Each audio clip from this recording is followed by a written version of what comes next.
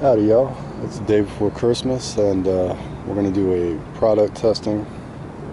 Today we got KVD's line and lure. It's line conditioner. I paid $9.89 for this on Amazon, and they also gave me this stuff called Armor Shield. It came free with it. It's basically Armor All, but I haven't tested this line and lure stuff. I did use this on my kayak, and it's basically Armor All. But today we're going to be testing this. On the side of the bottle it says that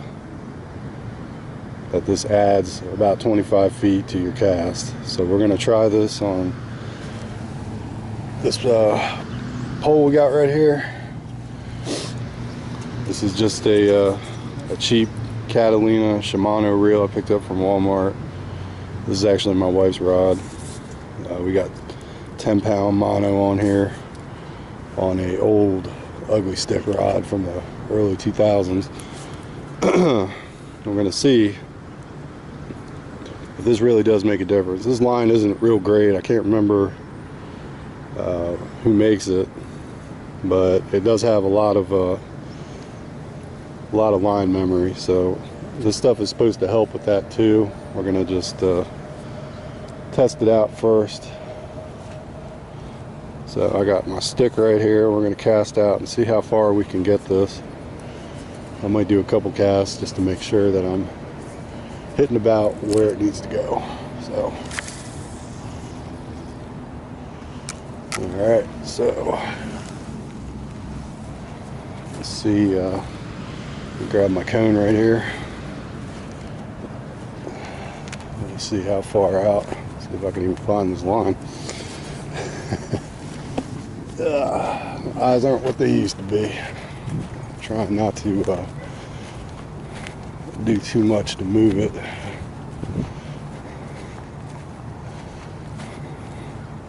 Oh, caught up there. Where are we at? Alright, so here we go. Let's cast one.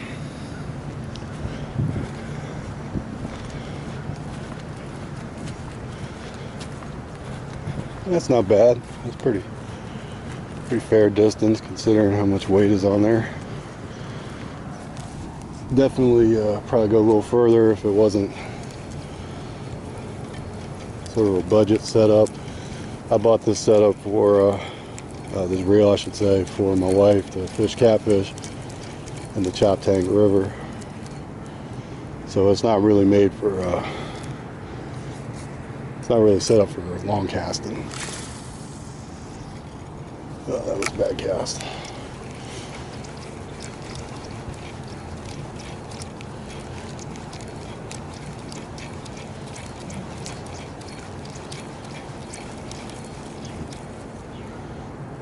See if I can at least get it next to the cone. How's that?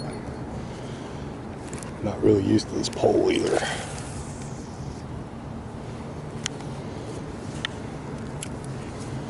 Pole is a little bigger than I like to use for long casting. That's why I use it for catfishing.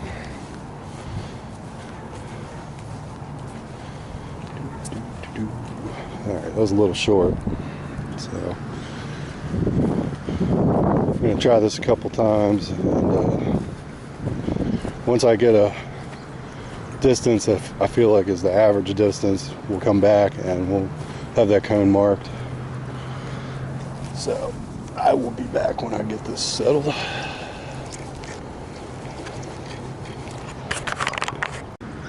Alright, so I've cast it out about 6 times, and I got a distance I feel comfortable. That's my average distance, plus or minus about a foot. Yeah, I'd say about a foot or so. We got a little bit of wind pushing this around on the end of my cast, but I feel like that's probably the max I can get out of this on a normal cast. I'm not really heaving it real hard. I'm trying to be consistent with my throwing, the strength of my throw. So that would be a normal cast for me with this particular rod and reel. So this stuff you're supposed to spray it on your line and let it dry. So I'm going to go ahead and do that now. Apparently it's okay to get this on your reel, so it doesn't really matter. And it said to spray it on the guides too, so I'm going to spray it on the guides.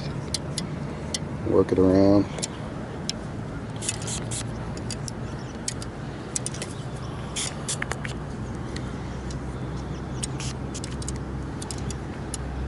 Do all the guides. And then I gotta let this dry. Now, I sprayed my other rod, but I haven't tried this yet, so I really don't know how much or how little this is going to make a difference. Doesn't really have a smell. It doesn't feel like silicone. It doesn't feel particularly oily. It doesn't say on the bottle what's in this, so your guess is as good as mine, but it's not super oily. But anyway, I'm going to let this dry, smoke a cigarette, and then we're going to come back and we're going to try that cast and see if we can get that extra 25 feet that the bottle's saying. One of the reasons I wanted to test this is that you don't know. The claim that's on the bottle, it could be done by a machine. I mean, who knows, you know? They could have a robot hooked up to a rod. You don't know if they're using high-end stuff, low-end stuff, whatever. I just want to do real-world conditions, you know, just a regular guy out trying to fish, see what happens. So I'm going to let this dry and we'll be right back. Alright, so we are back and it feels like the stuff has pretty much dried. So we are going to see if this makes any difference. I'm going to do a few casts and then I'm going to come up with the average. I'm not going to make you sit through every cast, but I am going to show the initial first cast and see if this makes a difference. It definitely felt smoother. So let's go see where that landed. It definitely felt a lot smoother than the other cast, but not tremendously. Just a little easier on that cast.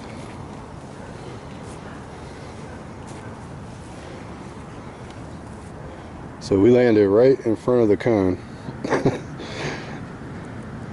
Now I admit there's some variance for the wind and my casting. So we're going to try this a few more times until I get a location that I feel comfortable is my average maximum distance. So first cast, not too impressive. I mean, it definitely felt better, but not seeing any significant expansion on my distance. So I'm going to go ahead and do about 6 casts with this and come up with a location for my average casting distance with this, and I'll be right back. Well, I've done about 6 casts, and you can see on my last cast it's pretty much parallel with that cone. I admit I'm a little surprised. I thought this would be more noticeable. I did have one cast that got about 2 feet past this cone. It was the only one, but on average I'm landing within a foot of this cone. So there you go. You know, I really don't know if a different type of line, a better reel would make this improve significantly or not, but for an average recreational fisherman that doesn't have high-end equipment, I can't really see much difference. And this stuff ain't cheap. I mean, it's $10 plus shipping if you don't have Prime. And you know, we still got line twist. I'm not seeing an end to that. The line feels a little sticky, and the smooth casting seemed to degrade with each cast pretty quickly. By the third cast out, I was noticing it wasn't quite as smooth. So I mean, you have to account for air and casting. I'm going for distance, not accuracy, and you know, there's going to be some variance in that, but on average it's about the same distance as that cone. And you know, for what the bottle's saying, I should be seeing a lot more than that. So I'm a little disappointed, and if I had the opportunity to purchase this item again, I would probably pass on it. Just not what I was expecting. You can see here I got you know, maybe 3 feet distance. But I think a lot of that has to do more with variation in my casting, strength in my casting, and maybe even the wind. From the bottle, we should be getting an extra 25 feet out of these casts, and I'm just not seeing it. So unfortunately, I can't recommend this product. Yep, I mean, it is what it is, you know, at least for my world. It's not supposed to be used on braid, from what I can tell, although they didn't say anything on the bottle. It didn't mention anything other than mono and fluoro. I'm guessing it just isn't formulated for braid, probably wouldn't work. And I imagine it would work for copolymer, but overall, not impressed. So I partially made this video for my buddy who has been really harping on this line conditioner. We went to a spot where we just could not get to where the fish were, and we were short probably about 7-8 feet from where we wanted to be off the end of a piling. And you know, he kept mentioning this line conditioner, so I really wanted to see for myself if this would make a difference. And honestly, in that location, it wouldn't have made much difference. We still wouldn't have hit where we need to be, unless we had switched up what we were using and the weight of what we were using. So anyway, that's my video. Happy day before Christmas. I hope y'all have a good holiday. Next week we're supposed to have warmer temperatures, and hopefully I'm going to get out and do some fishing. Temperature should be in the upper 50s, and hopefully that'll activate the bite so I can actually catch something. And down the road, not sure when, I've been working on more homemade lures, so I'm going to be doing a video on that, and I think it'll be cool. So thanks for watching, hope it was helpful, and y'all have a good Christmas.